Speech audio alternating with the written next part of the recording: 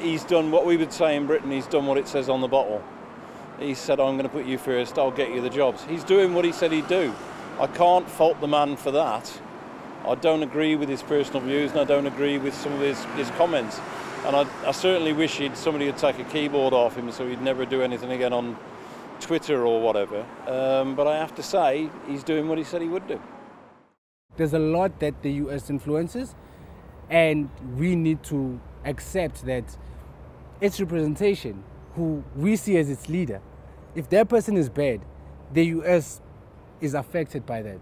If their person is seen as good, then we'll say, okay, maybe I'll buy a Nike because I know it's from the US. Maybe I'll buy an iPhone, not because of Steve Jobs, but because the US looks like it's under good leadership.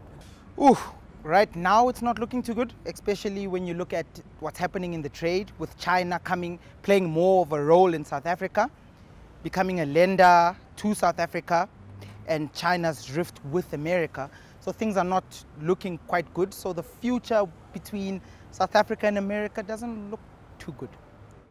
Our government wants to boost our chip industry, so that's the good news for my family.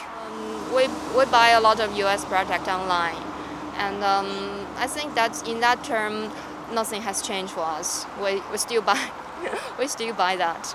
The relationship between two countries just maybe is not good for me because just maybe 2 or 3 years ago I can buy stuff in the US very cheap, and right now because of the tension and the tariff, and I find it's a little expensive to buy stuff from the US. It changed because the US, the president, when he was elected, he banned the Africans and the native people, not only the Somali people, especially the countries which had civil wars,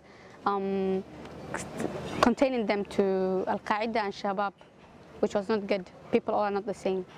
America being a world power and having a lot of experience in the fight against terrorism could greatly help our country combat Boko Haram.